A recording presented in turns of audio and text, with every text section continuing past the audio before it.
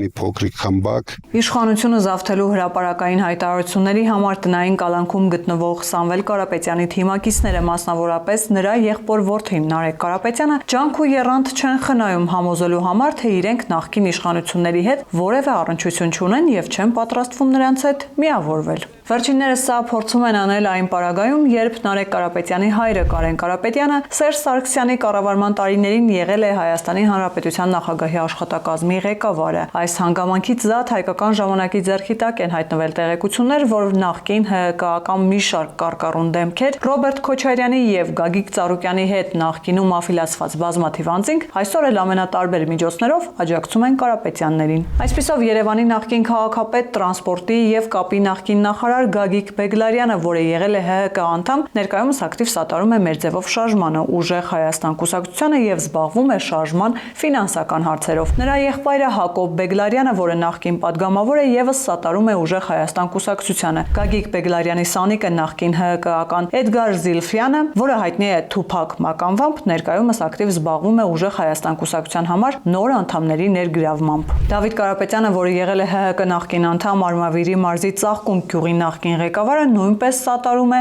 ուժեղ Հայաստան կուսակցությանը։ Կարապետյաններին այսօր աջակցում է նաև ՀՀԿ անդամ նույն կուսակցության Վանաձորի տարածքային կազմակերպության նախագահ, Վանաձորի քաղաքապետ եղած Մամիկ Կոնասլանյանը։ Ուժեղ Հայաստանին ակտիվորեն աջակցում է Լոռու նախկին մարզպետ Արթուր Նալբանդյանը, որը ՀՀԿ խորհրդի անդամ է Գազպրոմ Արմենիայի տնօրեններից։ Ըստ մեր տեղեկությունների, նա վայելում է որոշակի հեղինակություն, Ալավերդի քաղաքում ունի ազդեցության լծակներ։ Մխիթար Վարագյանը, որը ՀՀԿ խմբակցության նախկին падգամավոր է, Շիրակի մարզի Արթիկ քաղաքի նախկին քաղաքապետը, նույնպես սատարում է ուժեղ Հայաստան կուսակցությանը։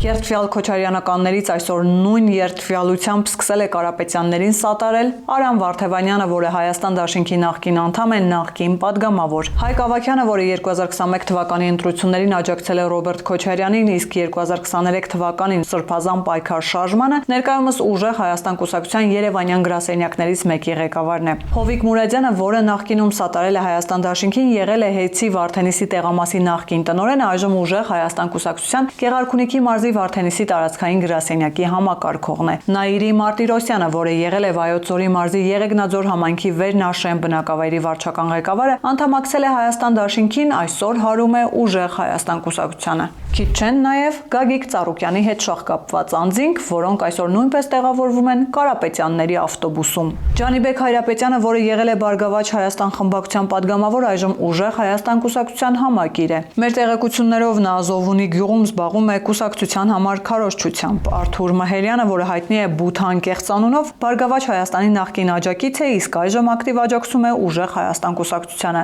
Մեզ հասած տեղեկություններով նա բնակչության շրջանում նախընտրական տարաբնույթ խոստումներ տալով փորձում է համալրել իրենց համախոհների շարքերը։ Ենթադրում ենք, որ այս շարքը դեռ կավելանա, քանի որ Կարապետյանների ավտոբուսը սպասում է նոր ուղևորների։